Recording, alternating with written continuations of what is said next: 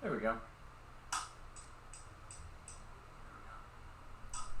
Audio check. See you at 1.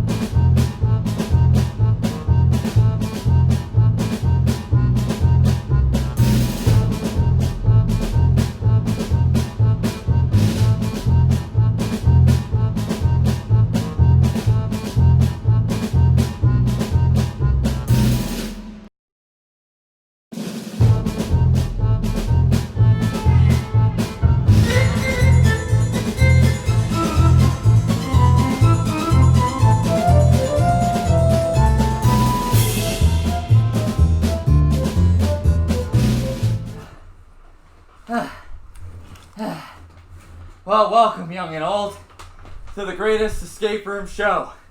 I'm Tone. Welcome to Puzzle Talk. And with me here is Mike and Christina. Hello. Hello. No enthusiasm there. So, why am I so winded? Well, today is the breakdown of F5, A Tornado Escape. Yesterday was the absolute final showings, and today we are actually ripping this whole sucker apart, and I am pleased to say that we got in this morning, and I'd say a good 3/4 of this game is already gone. So, cornstalks, gone. Starting the framing now. Foam boards are down. All the hardware down. It's moving. It's moving. Very happy to report. So one of the things we're going to be talking about today is kind of like a retrospective look at F5. But before we get to it, we're going to cover a little bit of other stuff. So first thing we're covering today, Harry Potter knocked the mother out. What? Its subscriber base has dropped quite a bit. Yeah. Matter of fact, Frank actually deleted it. Oh, it was that bad, huh? That says something. Oh well. Yep. So no more Harry Potter in our news bank. We are done with it. Probably for the best. And probably next week we'll get into the Stranger Things alternate reality game. But just as a side note, the Stranger Things alternate reality game wrapped up with one hell of a grand finale. So we will do a kind of like a recap on that next week. So what we're really here to talk about, F5, a 2-year storm, and the storm has now left the building. So, memories. Trying to dig up the ones that I've repressed. One of the images that's up first is actually one of the first assembled corn stalks Oh, great. before they were even painted. Back when it was literally just the fresh cut leaves on the bamboo with basically the Scotch tape nodes. So in order to make those, Christina wasn't with us yet, so she doesn't know the story, but Mike was front and center for all of this. So essentially we needed fireproof corn stalks. We had searched online for a supplier or a manufacturer that could make them for us and came up with nothing because they were either not fire rated, or they couldn't do the quantity we needed, or they just had no durability. They were made like out of plastic and they would have broke like that. The bamboo was actually, people even broke the damn bamboo. As we were taking them down, there were pieces snapped in half in between others. Yeah, I mean, they get the shit kicked out of them enough, they'll break. But essentially, we had to build these ground up ourselves, and that was a massively tall order. We ended up, we ordered in all the bamboo and divided it amongst the locations so that, in downtime, everybody could be making corn stalks and then bring them all back together. We had family and friends. We had so many people were participating in this. I remember Sean. Yeah, Sean brought his mom and his fiance. Yeah. Yep. My whole family was here. Jess's family was here. My wife. Jess was here 9 months pregnant. And past due. Well, she gave birth the day we opened. Yeah. April 1st. Yep. April Fool's Day was my daughter's birthday, so yeah, it was a crazy ride. We had the corn stalks is what gets kind of the most glorified, telltales of the experience. Everybody always talks about the corn stalks because it was just such a monstrous undertaking. When we had put these together, there we go. When we put these together, we had to find fireproof paper suppliers, cut out all the leaves, which that alone was like an army of a task.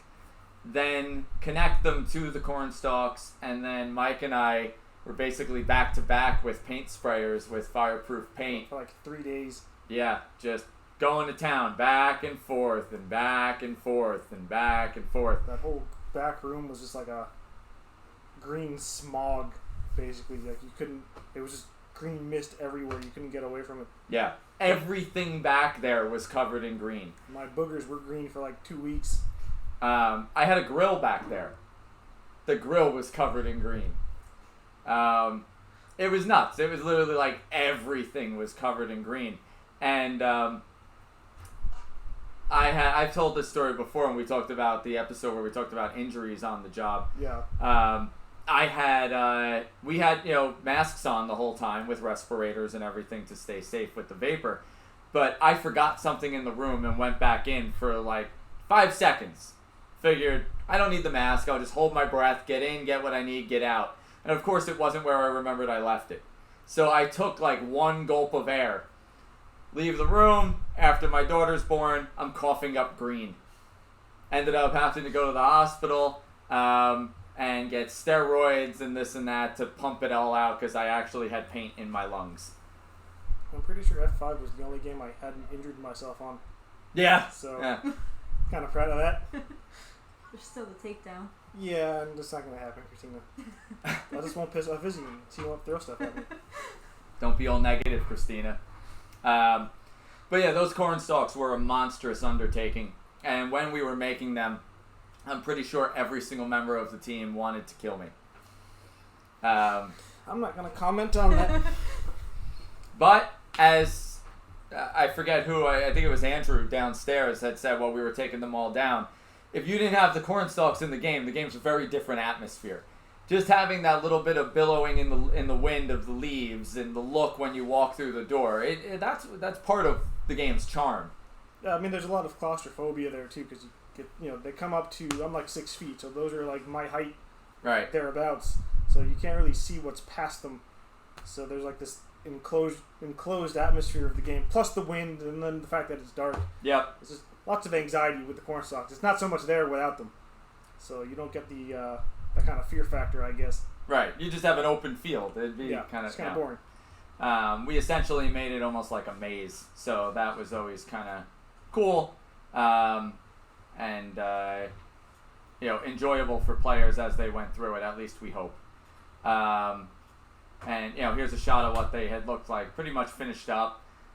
We have there's photos if you go through our Facebook page from when we were building it and other stuff. We made over 1,000 corn stalks. I want to say there was like 1,400 when we were done, so that we had like overages for replacements. There was 1,400. I think we used around like 500 or 600 in the game itself initially, and then we went through most of them over the course of 2 years because we didn't have any backups. Right.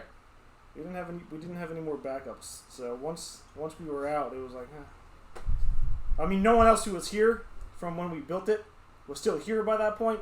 But I was like, I'm not making more corn stalks. I'm still like another 3 years out from wanting to do that again. And there's still a couple hundred that are in good shape. Yeah, most of them are surprisingly in good shape. Yep. So. This game, had a lot of framing work and stuff like that was done. And like always, we brought Dan Wills in, who does all the carpentry work with us on everything. He's not going to be here over the next 2 weeks for Freak Show because his family actually goes away middle of July. But he did already frame out half of Freak Show. Yeah. With us when including the trailers with our floating floors. So he already did his part. But one of the things that got built in there was, I guess, a mix of everybody kind of throwing their words and and what to do was the Scarecrow. Yeah. The Scarecrow, I think, was the bane of almost all of our existence when it came. There's always something in every game that afterwards it's like the players get a kick out of it, but you wish you didn't do it. And the Scarecrow was the thing in F5. Well, I mean, when we first designed it, you put like a 90-pound sandbag in there, and the Scarecrow was mounted to a broomstick of all things. So like, day 2, I think the broomstick snapped. Yep. So Yep, creating a jousting stick. we got rid of the sandbag. And then the issue was initially to none of the game masters, myself included, wanted to carry that thing through the game. Yep. Because there was no You had to reset you it. couldn't get it from where it started to where it ends up in the game, and vice versa, without actually playing the game. So we cut in a little gate that we hid that allowed us to get back and forth through the game without having to play it. A little context is basically the Scarecrow. We made like a crucifixion pole for all intents and purpose. Strapped this Scarecrow dummy to it, and the Scarecrow is just kind of left standing as if he was thrown by a previous storm in another area of the game. You take him, and your team has to carry him to the midpoint of the game, where you have the Scarecrow post that's pictured over here. Of course, in the finished version, it's surrounded by corn stalks and everything's painted and blah blah blah. This was when we were actually building it.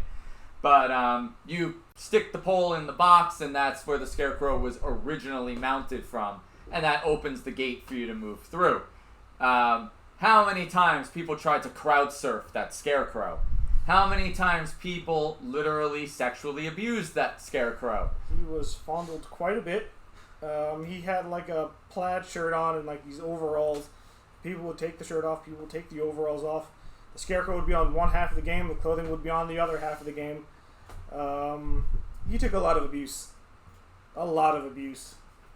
Yeah. I'm glad it's all over. Yeah. Abuse to degrees that I've never seen before. And just talk about the Scarecrow a little bit more. I think I figured 4 or 5 different ways to ensure that the clothes would not come off that Scarecrow or come off the post. And every time, someone figured out a way to take the Scarecrow off the post and take his clothes off.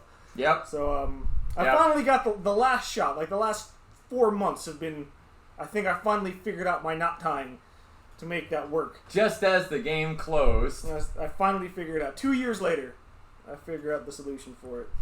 But, at least we figured it out. Let's see, what do we have? Next up is the, to discuss is the actual lookout tower. So, my thought with this was, like, anytime I ever went to, like, a corn maze, there was always usually that, like, climb up lookout tower where you could get above everything and get your field of view and then kind of route your path and move on. So that was the intention with this thing. But the first couple times we made it, although this is supposed to be an obstacle course, it didn't have the railings. And then it didn't have the railings high enough. And like it kept being the situation of like, who's going to die? Who's going to die? And then someone almost did. I actually wish we would have pulled that footage. This would have been a great time to show it when the person totally just did like the fall backwards. That birthday? Yeah. Yeah, that was, I guess, last fall. There was like a 14-year-old girl's birthday party, and all of her friends were in the game to like surprise her. And she comes climbing up the top. All of her friends yell "surprise!" They're kind of down at the far right corner of the photograph, and they all yell "surprise!" And she goes "ah!" And then she just fell from the top. And, it was bad. It was pretty terrifying. I was doing something in Freak Show, I think, and then I heard it, and then he came in and was like, "This girl fell from the top." No, I wasn't there. Someone was. I think Thaddeus might have been there. Somebody was there. It wasn't me. I wasn't there to see if they were all right. So that was bad though. And actually, we're waiting to find out because we were just before we went live. You were dismantling that thing. We're waiting to see just how much of like people's personal belongings are between the wall and the steps on the other side. I do know that there's at least one pair of sunglasses back there, maybe. So, lady who lost them, if you're watching, we're probably gonna find them today. So, didn't someone lose a watch in there? Someone lost like this silver medallion necklace that was apparently insured for a lot of money. Right. It's probably in the storm cellar, but I say we just cash it in and retire if we find it. I'm game.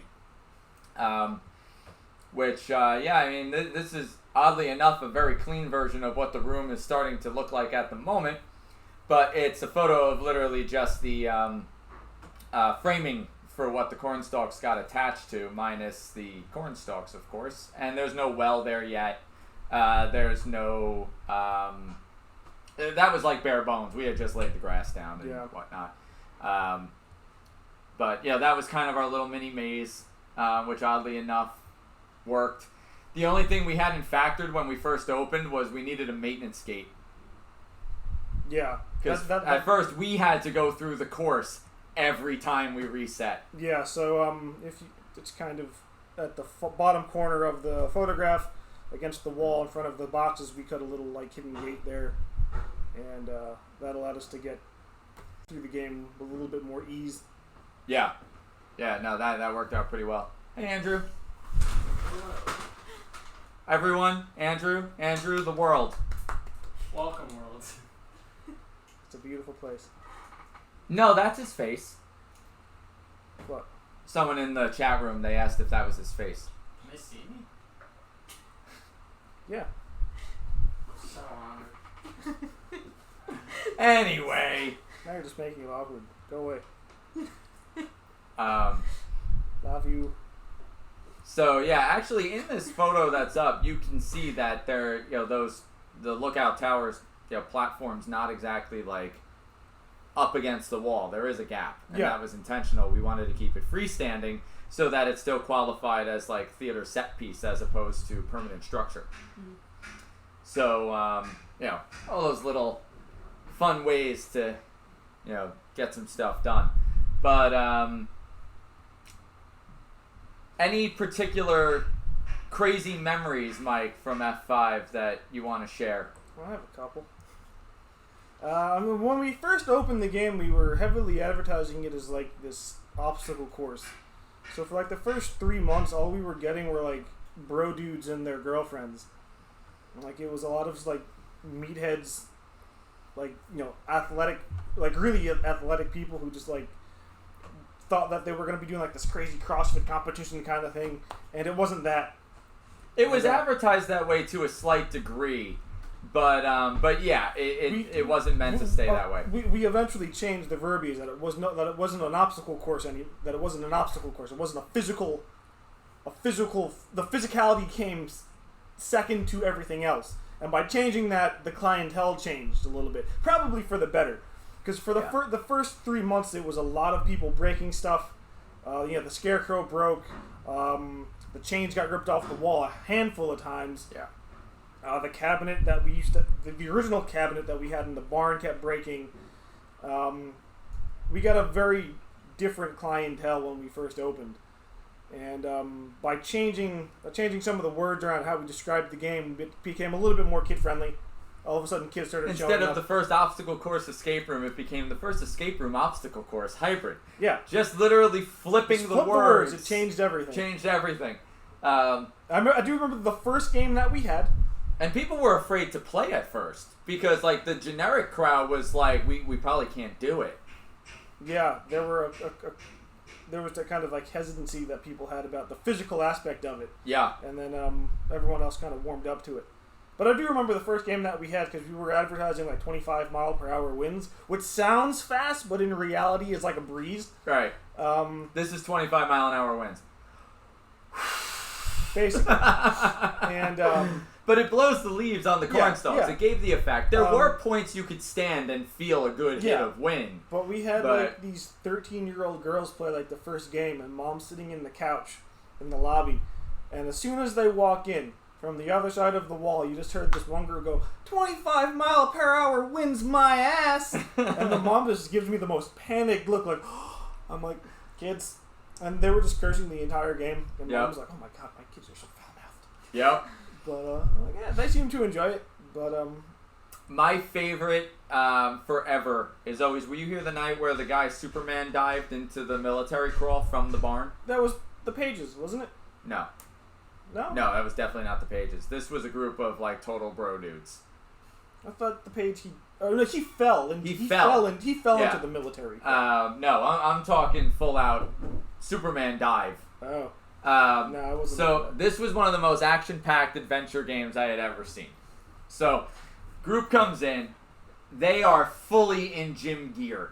Like they're in like compression pants and like tight shirt. Like each one. What was really funny too is they all had a superhero shirt.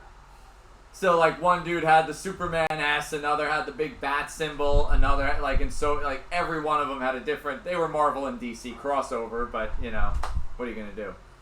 So they get. I think they had like maybe 15 minutes left in the game. They get into the locker. They open up the locker, and in the locker is a crank for the well that's pictured like right in the middle of the screen of the photo we have up. You have to go back down through the military crawl, which is right over there. It's to the far corner of the screen, and the barn is opposite that. So the barn is what, 4 feet off the ground? Thereabouts. So, but it's also probably about 10 feet to 12 feet from the military crawl. So, guy takes the crank out of the locker, tosses it to the other guy, and he just dives. Right from that spot. And I think he was expecting to like land it and go, and it was just... Too bad that it's hardwood floor underneath the fake grass. It's not like padding. The thud. And he's like, I'm okay! And goes and crawls through the rest of the thing. They won. I come in at the end. They like power through the last 15 minutes of the game. I come in. That guy rolls up his compression pants. He's just bleeding down his shins. Like a lot of blood. He scraped his legs so bad and ripped open his kneecaps. And I'm like, dude, are you alright? And he just goes, that was fucking awesome! That's why I'm glad that we changed the verbiage and kids started coming. I mean, in all honesty, there was something a little bit more sincere about kids beating that game. Yeah. Because, I mean, it was the more kid-friendly game, but there was no ego when kids beat the game. There was, like, this sincere sense of fun that they were having. Fun adventure, whereas, Bro Dudes who played the game would just, like, have bragging rights that they beat an escape room with, like, a 70% success rate. Yeah. So, yeah. I mean... And how many of them were all about their time? Yeah, it was all about like speed and whatnot. Not really. It wasn't about playing the game. It was just about beating the game as quickly as possible. Right. It's like inhaling your food rather than eating your food. You're not tasting it. Right. There was no story elements. There was no, nobody was actually catching anything. They were flying through that as fast as they could. Where like normal families now walk through the farm. Yeah. They were like literally crisp run. Like, everything they did. It was a little over the top. And if the game was about 5,000 square feet larger than it was, maybe. But, the obstacles are with 1,000 square foot room, they're too close together. Actually, I think F5 is 1,200. But either way, it's not, it just wasn't doable. Like, the way they were playing it was so... They were playing it like a Spartan race. Yeah, and it's not a Spartan race.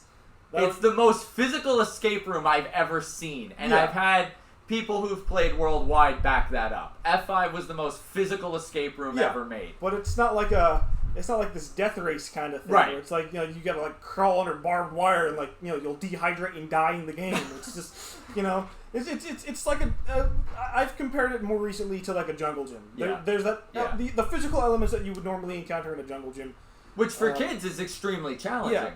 Yeah, exactly. But like, it's fun if you describe it as a jungle gym and not like, you're gonna die kind of thing.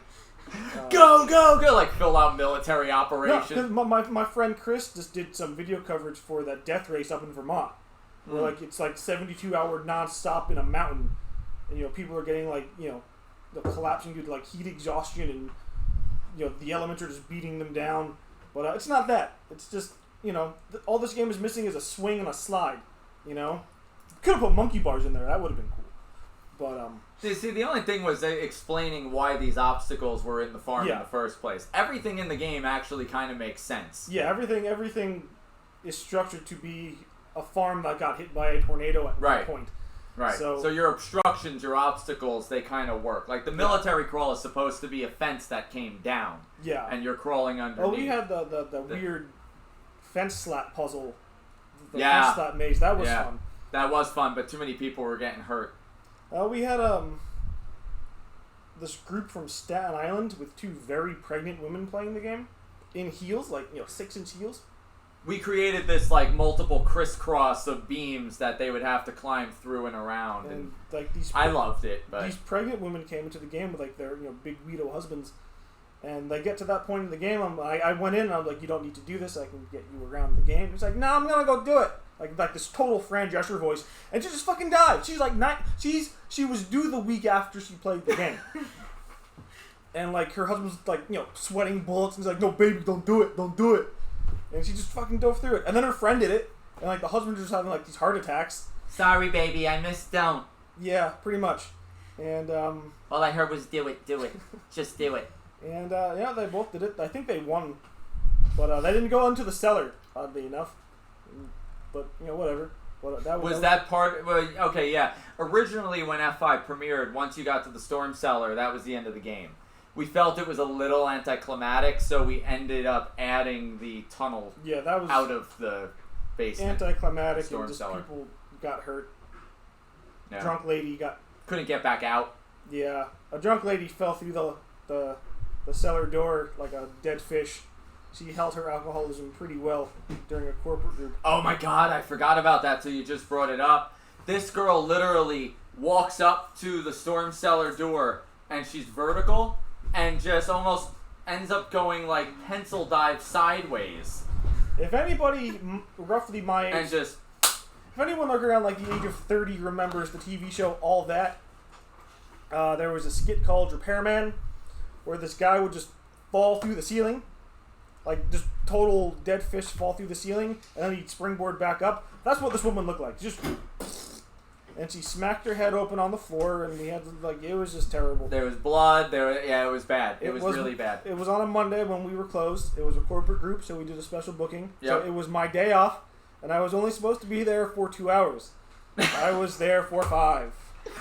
And then she wanted to sue. But luckily we have a very good relationship with our neighbors, and that corporate group was at Horseshoe Tavern next door earlier in the right before they came to us. The bartender cut her off. That's how bad she was drinking next door already. But the thing is that they could hold their alcohol very well because they didn't have any indication that they were drunk. Right. They were loud and rowdy, but that's just typical of corporate groups I've noticed.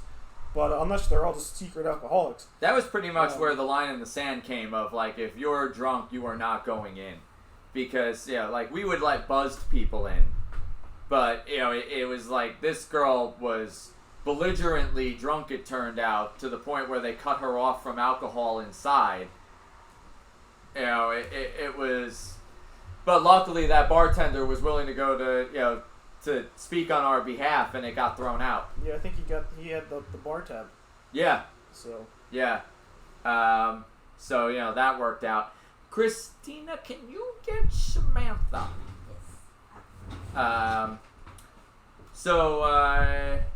F5, one of my greatest creations, conceptually. I was the one who wanted to do an obstacle course tornado game. I loved the movie Twister growing up. Mike, actually, the one thing we haven't talked about was the tornado itself. there's not really a lot to talk about. It's incredible visual effects work. I mean, I just found templates on YouTube, like just digitally created tornadoes that in front of a green screen, and just looped it for about an hour and 7 minutes, and just found all the different layers on the background. The original idea, Was the miniature. yeah, that Urbano and I had discussed. One of our old tech guys, we were gonna build like a full-scale Motorized miniature. full-scale miniature that was maybe like 7 feet long with like a tornado that would be motorized. It would spin and come forward over the course of an hour. And we ended Actually, up- not to make Samantha run right back down the steps, but Sam, right outside the initial door to F5, there is a shelf. On that shelf is a tornado on a little motorized platform. Can you grab it? Sure. We Yes. have it. So yeah, you'll see it in a few seconds. But it was designed to it spun, and then we were going to have it come forward. slowly on like a mechanized slider, and we just couldn't get it to spin fast enough to look convincing. And there was also some difficulty in just trying to figure out how to make it move forward over the time span of an hour. So we scrapped it, and I just found a digital effect that still took me like a week to. What was really Just cool together. about the visual was that, this would start off all the way in the distance, and the screen that kind of does give it a decent shot, but the tornado is about 18 feet tall, the projection, so it takes up like an entire wall inside the game. Mike's got the miniature tornado right there. Yeah, so it's supposed to spin, but it's a little Lopsided. The other trouble is that every time it would spin, this would just shift that way. It would just it's just like this really like lopsided floppy thing that didn't really work the way we wanted it. It looks cool from like a prop standpoint, but physically it just in game it didn't work. But it's like cotton and like a styrofoam centerpiece. Mike made it just like his penis, soft and always leaning left.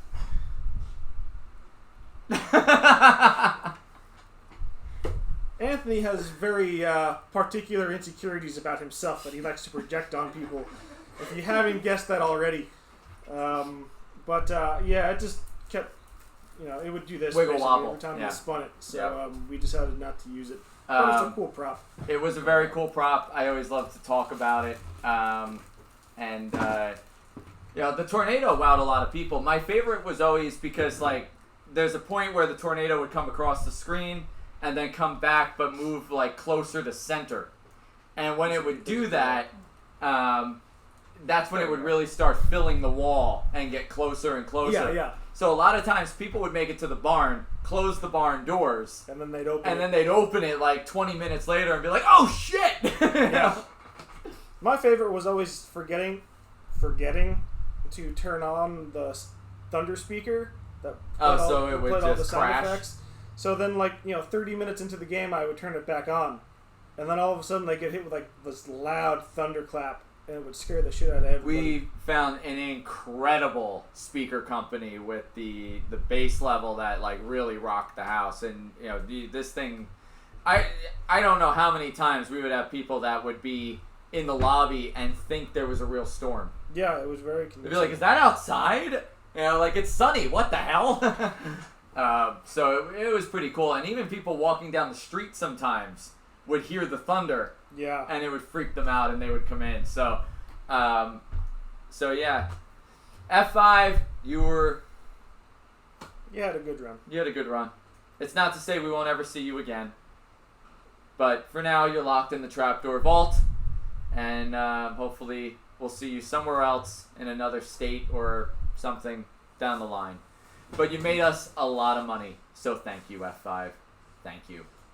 Onwards to its replacement, The Greatest Freak Show. And continuing our discussions of introducing characters, this week we're introducing Atina the mermaid. And joining us is Atina herself, Samantha. Hello. Now, what's kind of cool, and one of the reasons we really wanted to bring Sam on this episode for this segment, is that Sam actually also did like 95% of the costumes in The Greatest Freak Show. The only costume she didn't do was mine, because I had a personal custom suit made specifically for me. But that was before Sam even took on the rest of the costumes of the project, or she probably would have done that too. But you could see Sam and her gorgeous mermaid pic off on the screen right now. But she made the costumes for the Straw Man, the Fire Breather, the Sword Swallower, Joko and Loco, the clowns, as well as herself and her incredibly convincing mermaid tail. Thank you. I tried. Tried my best. So Sam, what was it like making the costumes for The Greatest Freak Show? It was stressful, but it comes with any costumes that I make, any cosplay that I've ever done. It's always just rush, and then as soon as it's done, it goes, "Oh, okay, this all looks really good. I'm happy." Yeah, there was a day where I don't remember, was it Chris?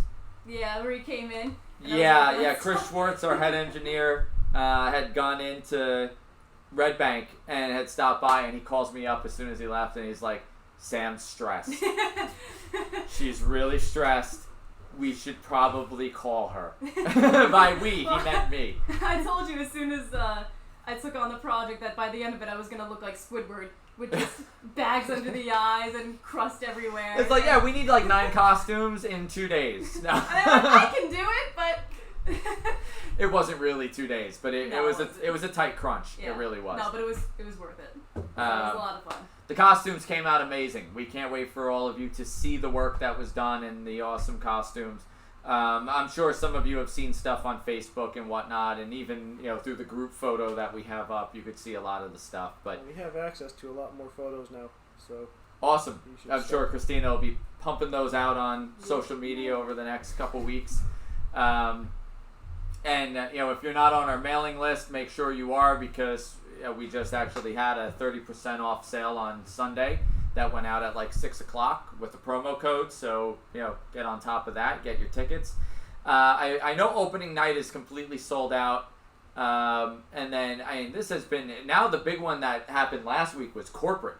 Yeah. The corporate sales for Freak Show started to come in because of the the fact that this game is 2 hours and almost 3,000 square feet of playing space. We could fit a lot more people inside, so corporate started kind of gripping to it, and we've got a couple 20-player bookings for about $1,000 a head. Ka-ching! That's awesome. Not a head, sorry, 1,000 a group. Wouldn't that be amazing? Could you imagine if we $1,000 can released play an our game. experience that we could get $1,000 a head for? Was it I mean, cute? if anyone's gonna do it, it's Trapdoor. I mean, But will it cure cancer? That's the only way you'd get $1,000 out of me for that. I don't know. I guess we'll find out. But Atina the Mermaid, what could we tell the world about that character that Sam is playing? She's awesome. She is awesome. She's a real mermaid. It's not as far as our story is There's a portrayed, reason it's why not we're an not act. showing Sam from the waist down. Surprise! What we actually did was we cut Sam's legs off, and then we found a really big prize fish, and we attached the bottom, and that's her legs now. See, I just sewed the fish tail onto my actual If you've waist. seen Tusk by Kevin Smith, it's kind of like that. To any gentleman watching, Sam's no longer available because she doesn't have the parts. But my actual legs will be on display as you walk in the front door. They're going to be in a little glass case. They'll be up for purchase. So, It's another oddities collection piece. yeah. But she is a real mermaid, and she does have a lot more in common with like the old like siren lore, because she has the ability to mind control with her voice, making her the perfect villain of the Greatest Freak Show. She is our villain. Now, Sam, I mean, you've been kind of you're a method actress, and you've been living as a mermaid for about a month now. Yeah. Spending all your time in water. Right. How do you feel about the Not My Ariel movement? No comment. I plead the fifth. My petition, though, to get Joe Gatto from Impractical Jokers to be Ariel, I'm pushing that. So. Joe Gatto, if you're watching, most of us absolutely love Impractical Jokers. What do you mean most? Who's the? Mike doesn't like I've it. never watched it, so I don't have an opinion.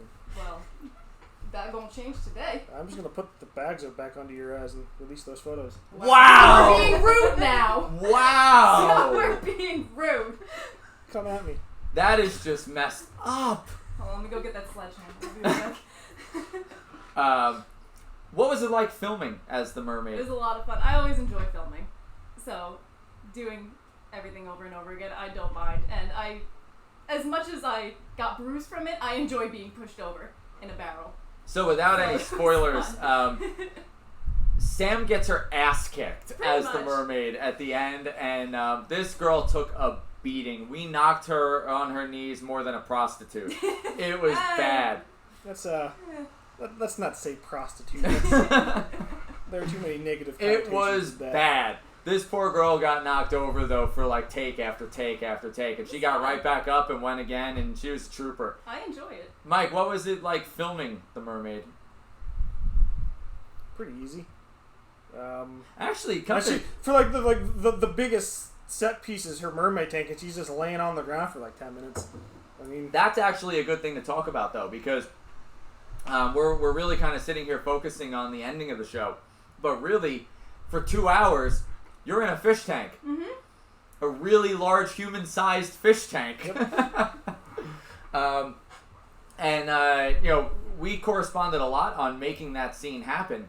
And I think the result was fantastic. I think it's the greatest visual effect we've done as really Trapdoor. The one that, when we talked about it last time, I had joked that if this whole game sucks, I still have that 5 minutes of footage that is. This looks fucking awesome. So we just did old school cinema trick with it. We laid Sam on the ground on a bunch of fish tank gravel. Well, she was on a rubber mat, and then with I gravel surrounded around her with the gravel so that it went right up to with this marble rock bowl thing that we borrowed from a neighbor business across the street. We had a 7-foot long aquarium backdrop. I think you may have a photo of it still. I think we've actually used it in a previous episode, but I can jump back to this title card because this is a still shot of Sam as the Tina the Mermaid inside the fish tank. So above her is this big tray of water that we built with a spotlight into that, which causes all sorts of water refraction. We billowed the water around with a fan. Frank was holding the fan above Sam the whole time. We had 2 RGB Quasar Science LED tubes set to I guess it's like a turquoise or a cyan blue as the fish tank blacklight color, and put a fish tank in front of the camera, made little bubbles. It looks like she's underwater. It looks cool. You wanted to do green screen originally, but I saved myself about 4 hours of back end time not doing that. My answer to everything is green screen. And it pisses me off. There's been this running gag with Mike for his entire life of Trapdoor of fix it in post. I hate fixing it in post. On the time crunches that I have, fixing it in post is not. There's no time for fixing it in post because it's always have to get it done. So this saved me a lot of time. All I had to do was add sound effects. Yeah. And that was really it. So if you want to just, come in and see Sam look gorgeous in a fish tank for 2 hours, go right ahead. Every once in a while the experience might get ruined because we may have added a visual effect of bubbles coming from her rear. That's a surprise. You know, it's not too much different from real life, so. That just ruined the surprise for everybody. It's an Easter egg. There's a separate puzzle where you count the bubbles. Oh my god. If we're in severe need of another puzzle in that space, then yeah, why not? It's like Tina's version of Morse code. How many bubbles are popping up? We'll just put like a little Taco Bell bag in the tank. Oh my god. Her request from her fans is flowers, cash, and burritos. And chalupas. Taco flavor kisses for my fans. Cash and the burritos. Anything else we want to talk about for a Tina the Mermaid? She's awesome. She is awesome. Come see her starting August 2nd at Morristown's Trapdoor location on 34A Speedwell Ave. All right, Sam, you can go back to work. Oh, my back. Hi, thanks for having me. Which brings us to, in San Francisco, there is a company called Breakout that's doing a citywide scavenger hunt for $2,000 worth of prizes. $2,000. Now, to kind of go back in time, when Trapdoor, before we were called Trapdoor, and we did our Find Me event with Dennis Blackman as our actor on the boat, we actually did a $1,000 cash prize on that. So the first person to send in the coordinates got $1,000, which was kind of cool. A lot of people were really excited to play for it. So I would imagine that this is kind of getting a similar result where there's got to be a lot of people pretty excited. Now, the one thing I will say is it's not a $2,000 cash prize. It's broken up. There's like $100 prizes throughout the city and stuff like that. So nobody's in one shot making $2,000. It's tiered and set up. This is apparently the second year they're doing it.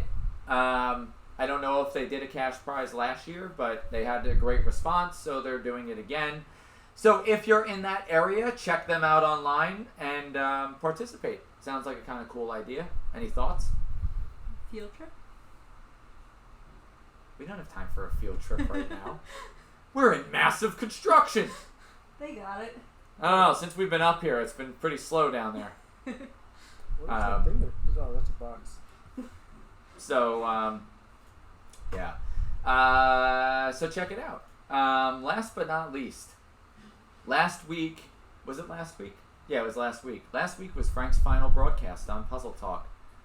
So we wanted to do a little retrospective look at Frank's time with Puzzle Talk. Not with Puzzle Talk, but with Trapdoor. Frank is still an owner of Trapdoor. He's not leaving the company, but he is leaving the on-site element. So he's going to be much more back end of things. We figured we'd take some time to kind of reminisce on the Frank days. Actually, up on the screen is a photo of Frank and I from LA, going back a number of years. So what a lot of people that participate with Trapdoor don't know is kind of like that really long history. Frank and I have been working together almost 15 years now. And before there was Trapdoor, there was Microtone. Microtone was our, I guess you could call it, production company name. And we had met, I had a screenplay called Ratred that I was trying to punch up, clean up, and turn into a viable script. So I had brought it to this company called Harrington Talents, and they introduced me to Frank, and we connected on superheroes and comic book nerdy shit, and we decided to team up on it. But for the 15 plus years we've been working together, more than half of it was spent as starving artists with Microtone before anything ever actually was purchased. And by meaning all the content we created was basically free, or at best we broke even. Windward Hotel was the project we broke even on. It wasn't until Trapdoor opened that we actually started profiting. So where everybody always talks about the overnight success stories, Trapdoor sounds like an overnight success, but people don't know the stories of the lead up, of how many years it took before we actually caught lightning in a bottle in any degree. So when we had first met, we were trying to produce these projects and looking for outside studio funding, which brought us to the doors of other film producers, and ended up with us out in California for a pitch meeting with Endemol USA, who had done Deal or No Deal and Desperate Housewives and America's Got Talent and all these other shows. We pitched them a show called Forced Fitness, which was basically a really physically abusive way to get people in shape.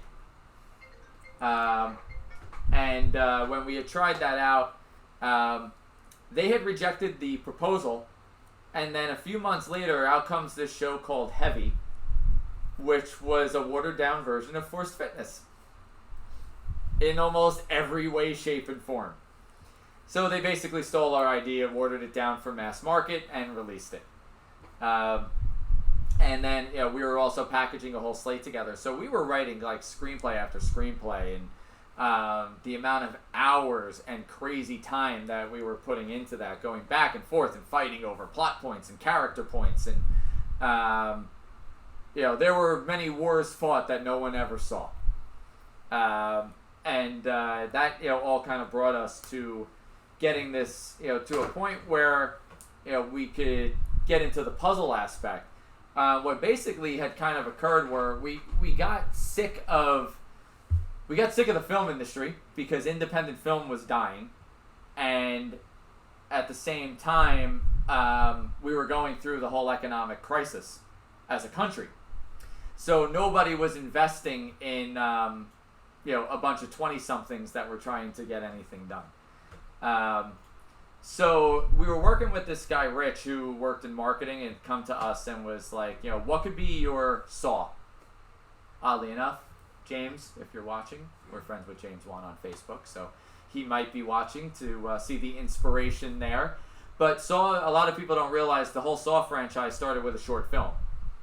that was pitched and blew up, and then he was funded, It's on the and then he DVD. got screwed. It's what? It's on the DVD. It is on the DVD. James and his partner at the time got royally screwed by Lionsgate, which is why they don't make Saw movies anymore. But James went on to much bigger and better Who's things like doing, Aquaman and Who's doing? You mean James Wan isn't doing Aquaman or Lionsgate? no, isn't doing Saw movies. Lionsgate. James. James. Okay.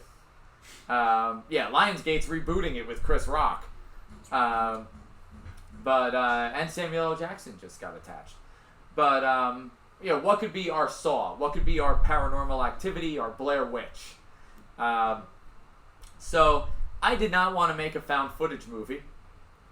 So I had come up with the idea of Find Me, which was, we put an actor on the boat and you'd solve puzzles to get, the prisoner's latitude and longitude.